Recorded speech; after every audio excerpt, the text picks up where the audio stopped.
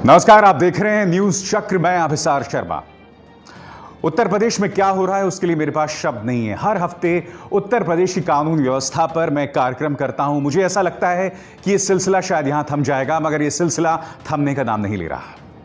मुख्यमंत्री योगी आदित्यनाथ के गोरखपुर से जो घटना उभर कर आई है ना, वो सिहरन पैदा करने वाली है। एक लड़की को पहले अगवा किया जाता है, उसका गैंगरेप होता है, और यही नहीं, गैंगरेप के बाद उसका बलात्कार करने वाले अपराधी उसे सिगरेट से टॉर्चर करते हैं, उसके शरीर में दाग लगाते हैं। 15/8/2020 को थाना गोला में एक क्राइम लिखा गया था, जो 711/2020 अंडर सेक्शन 363, 376D, 326 IPC व 5 फॉस्फर एक्ट में, जिसमें एक नाबालिग लड़की के साथ दुष्कर्म की बात थी, जिसमें उसको परिजनों द्वारा एक तहरीर दी गई थी। मुकदमा पंजीकृत किया गया, उस लड़की का मेडिकल कराया गया और आज दोनों अभियुक्तों की गिरफ्तारी कर ली गई है। अपराधियों के इतने हौसले बुलंद कैसे हो गए? उनके जहन में डर क्यों नहीं है? क्योंकि मुख्यमंत्री योगी आदित्यनाथ, मैं आपको फिर याद दिला देना चाहता हूं, जब आप मुख्यमंत्री बने थे तो आपने उत्तर प्रदेश की जनता को वादा किया था राम राज्य देने का, मगर राम राज्य तो कोसों दूर है। खुलेआम अपराधी जो हैं इस कदर घूम रहे हैं, उनके जहन में कोई डर नहीं है। मुख्यमंत्री जी, अपराधी आपको चुनौती दे रहे हैं, आपको सीधी चुनौती दे रहे हैं, और आपका प्रशासन, आपका पुलिस पूरी तरह से खामोश है। मैं बताता हूं आपका प्रशासन और आपका पुलिस क्या करता है।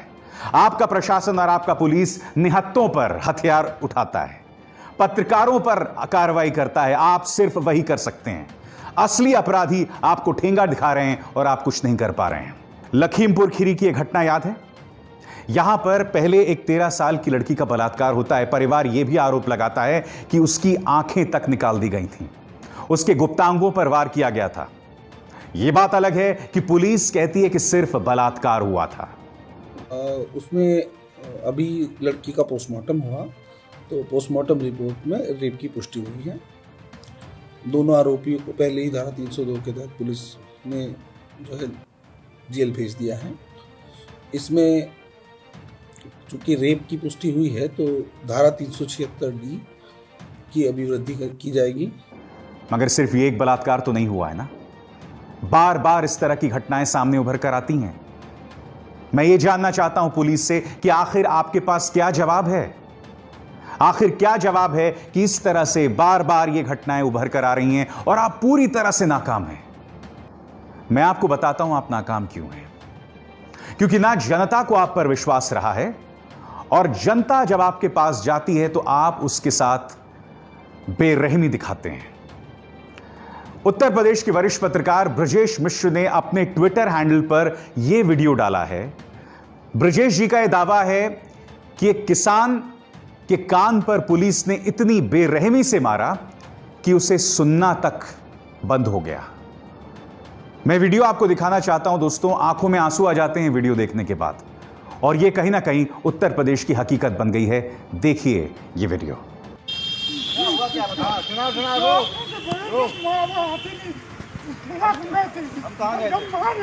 किसने मारा था? क्या मारा था? कब की बात है? नहीं, हमने आपको वापस कर दिया था कि आप जाओ। क्या हुआ था? ये सब अच्छी बात नहीं है। गरीब की सुनवाई कहां है? क्या वजह है कि कुछ लोग दबंग होकर घूम रहे हैं? जब अखिलेश जी की सरकार थी, अखिलेश यादव की सरकार थी, तो यह कहा जाता था कि हर थाने में एक यादव बैठा हुआ है। मगर अब क्या ठाकुरों की दबंगई के सामने प्रशासन पूरी तरह से नतमस्तक हो गया है? मैं आपको एक खबर बताना चाहता हूं, और यह खबर सिहरन पैदा करने वाली है। आपके स्क्रीन पर जनसत्ता की खबर। उत्तर प्रदेश में ठाकुरों के सामने नतमस्तक नहीं हुआ दलित प्रधान तो गोलियों से भून डाला गया। इलाके में तनाव, भारी पुलिस बल तैनात। खबर क्या है, मैं आपको उसकी 2 पंक्तियां पढ़ के सुनाना चाहता हूं। घटना में मारे गए 42 वर्षीय दलित का नाम सत्यमेव जयते बताया जा रहा है। वो पहली बार ही बांसगांव का प्रधान बना था। दलितों का आरोप है कि सत्यमेव ने ठाकुरों के सामने नतमस्तक होने से इनकार कर दिया था, इसलिए उसे मार डाला गया।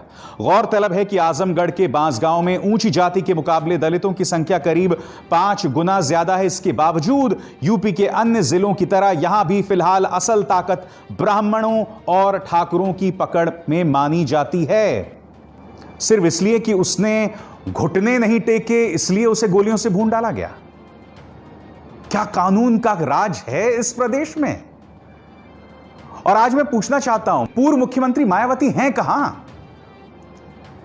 आप राजस्थान में भारतीय जनता पार्टी का हाथ पकड़ के वहां की सरकार को टारगेट कर रही हैं, मगर जहां से आपके 10 सांसद हैं, और वो 10 सांसद क्यों आए? क्योंकि आपने शख्स अखिलेश यादव के साथ गठबंधन बनाया था उत्तर प्रदेश लोकसभा चुनावों में। अब इन तमाम मुद्दों पर मुझे आपकी आवाज बिल्कुल सुनाई नहीं दे रही और यह चीज बहुत चिंता में डालने वाली है। मेरे लिए निजी तौर पर यह बहुत चिंता में डालने वाली है, क्योंकि मैं हर बार अपने दोस्तों से यह कहता हूं कि जब मायावती उत्तर प्रदेश की मुख्यमंत्री थी तो लॉ एंड ऑर्डर के लिहाज से, कानून व्यवस्था के लिहाज से वो स्वर्णिम काल था उत्तर प्रदेश का।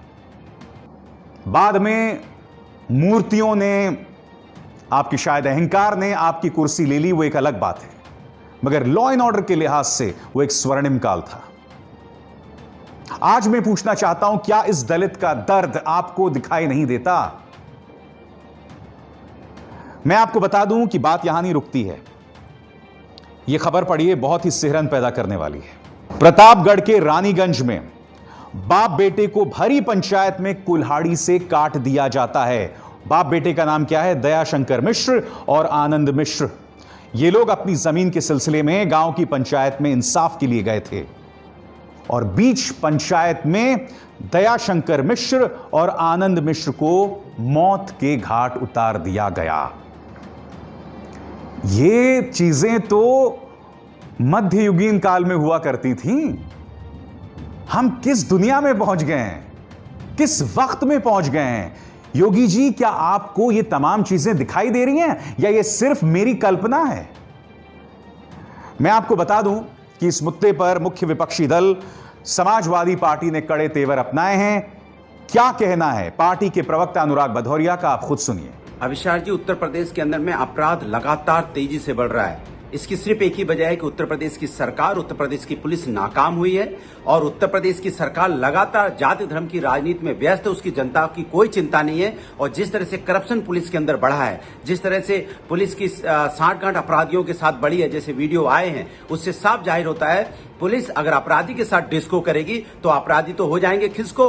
अब बताइए जनता अपनी बात कहे किसको? ये हालत है उत्तर प्रदेश के अंदर में। उत्तर प्रदेश के अंदर में जंगल राज चल रहा है, अपराधियों का स्वराज चल रहा है और लगातार उत्तर प्रदेश के अंदर अपराध बढ़ता जा रहा है। इसकी सीधी सी वजह है कि सरकार का अपराध पे कंट्रोल खत्म हो गया है। जो सरकार बातें करती थी अपराधी या तो उत्तर प्रदेश छोड़ के चले जाएं, उत्तर प्रदेश में रहेंगे तो या तो जेल में चले जाएंगे या ऊपर चले जाएंगे। उत्तर प्रदेश से अपराधी कहीं नहीं गए, उत्तर प्रदेश के अंदर में ही घूम रहे हैं और वो हर जिले में वारदात कर रहे हैं। चाहे महिलाओं पर अत्याचार हो, चाहे लखीमपुर की घटना हो, चाहे हापुड़ की बच्ची के साथ अन्याय हुआ, चाहे लखीमपुर में बच्ची के साथ अन्याय हुआ, चाहे वो कासगंज की घटना हो मां बेटी के साथ या उन्नाव की घटना हो। और जिस तरह से एक अपने बॉर्डर पे जो हमारा फौजी होता है उसके साथ उसके पिताजी को जिस तरह से मार दिया जाता है। अब बताइए उत्तर प्रदेश के अंदर में कानपुर में जिस तरह की घटनाएं लगातार हुई, पुलिस का एनकाउंटर कर दिया गया, 8 पुलिस वाले शहीद हो गए, पुलिस वाले को सामने फिरौती का पैसा लेके भाग गए और पुलिस हाथ पे हाथ रख के देखती रहती है। ये है उत्तर प्रदेश की हालत। यही नहीं, कहीं ना कहीं भारतीय जनता पार्टी जानती है कि जो राम मंदिर का शिलान्यास हुआ है वो उसके हाथ में तुरुप का पत्ता है।